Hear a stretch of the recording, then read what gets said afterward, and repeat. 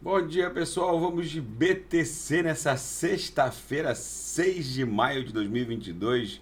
Viernes, agora 11 horas e 14 minutos aqui na Espanha, no Brasil, 6 e 14 da manhã. Gente, o gráfico da BTC tá feio, porém, esse fundo que a gente fez aqui, ó, que a gente protagonizou ontem, dia 5 de maio, que tô aqui no gráfico diário. Ontem, 5 de maio, a gente fez a mínima em 35.571. Só que o fundo do dia 24 de fevereiro, o dia da invasão russa sobre a Ucrânia, ficou em 34.322. Ou seja, esse fundo de ontem aqui, de 5 de maio, está ascendente. Está em 35.571.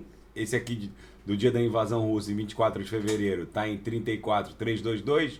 E o fundo de 24 de janeiro, naquela mega agulhada, tá em 32.917.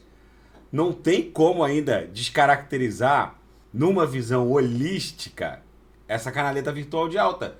Porque as três grandes agulhadas, elas guardam uma relação entre si de ascendência. Então, é possível que essa canaleta virtual de alta seja um pouco mais ampla do que a inicialmente engendrada aqui no nosso gráfico. É óbvio que a gente precisa ficar. O final de semana está começando, a gente precisa ficar em compasso de espera. Se a gente perder esse fundo aqui do dia 24 de fevereiro, dia da invasão russa, em 34.322, o que a gente poderia estar desenhando, aí sim seria uma grande canaleta virtual de baixa. Se a gente perdesse esse fundo aqui, ó, aí a BTC faria um fundo aqui, por exemplo, na última lower. Aí sim a gente poderia até imaginar uma grande canaleta virtual de baixa. Mas na minha leitura, isso não é possível ainda se vislumbrar nem se caracterizar pelo gráfico diário. Na nossa banda de VWAP mensal, basicamente, a gente foi dar um beijinho na lower do mês de abril. A BTC travou certinho na altura da lower do mês de abril. Uma movimentação absolutamente normal, porque a lower do mês de abril fica ainda na memória do mercado. Ou seja, por esse gráfico diário, a gente segue desenhando uma ampla canaleta virtual de alta. Deixa eu até tirar aquele pincel ali de cima, para não descaracterizar a nossa linha de raciocínio. Pelo gráfico diário, a gente segue desenhando uma canaleta virtual de alta que pode ter eventualmente ficado um pouco mais ampla, com um nível de agressividade um pouco mais suave. Pela banda de VWAP mensal, a gente basicamente foi visitar a lower do mês de abril.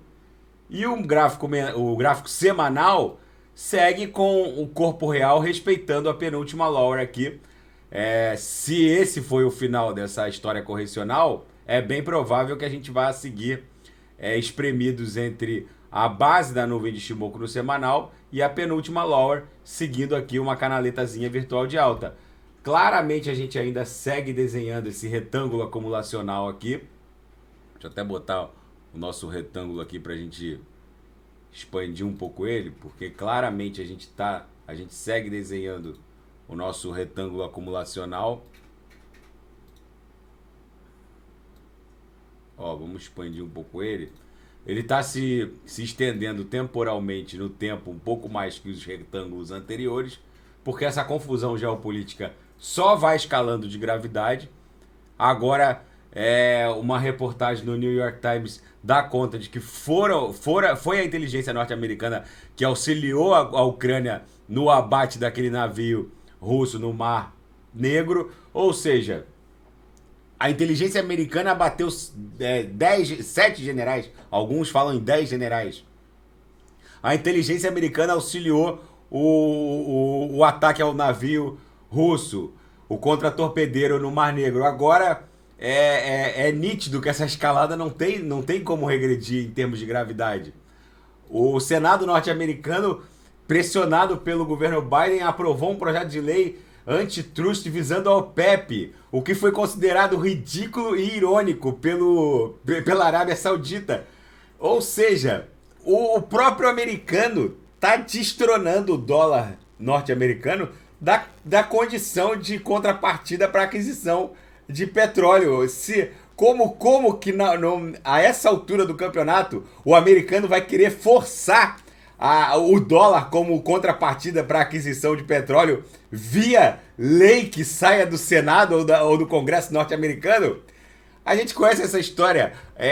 A forceps, o sistema financeiro não pode funcionar assim. No final de tudo, sistemas financeiros são sistemas matemáticos que vão encontrar os seus pontos de inflexão naturais. E no caso do americano, o ponto de inflexão foi ficar imprimindo dinheiro, e agora toda essa impressão desenfreada de dinheiro, enquanto ela circulava em Wall Street, e as empresas, meia dúzia de empresas valendo dezenas de trilhões, não tinha problema. Mas quando eles começaram a mandar cheque de 10 mil dólares pro Zezinho e pra Joaninha da esquina, como aconteceu na pandemia, o problema subiu de patamar. Ou seja, quando o dinheiro circula naquele mundo de fantasia de Wall Street, não tem problema. Agora, quando bate na mão do Zezinho, da Joaninha ou do Máriozinho pra tomar uma cachaça, aí o que acontece? Explode uma mega inflação e a China tá surfando essa onda.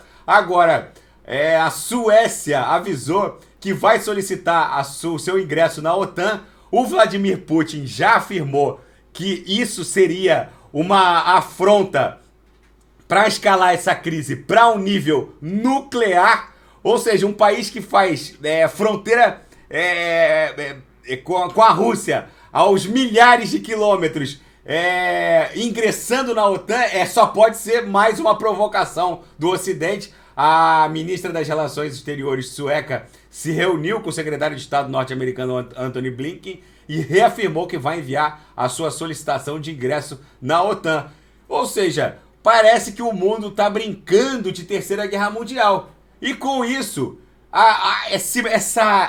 esse claro movimento de comoditização das criptos vai se sedimentando. Cada vez mais a BTC se comporta como uma commodity. Me surpreendeu até positivamente o comportamento da BTC ontem, na quinta-feira, 5 de maio, em que a Nasdaq caía 6% e a BTC comportada caindo 9%. Eu devia ter printado aqui a tela do TradingView para fazer um quadro. Quando que eu iria imaginar a Nasdaq caindo 6% e a BTC caindo só 9%?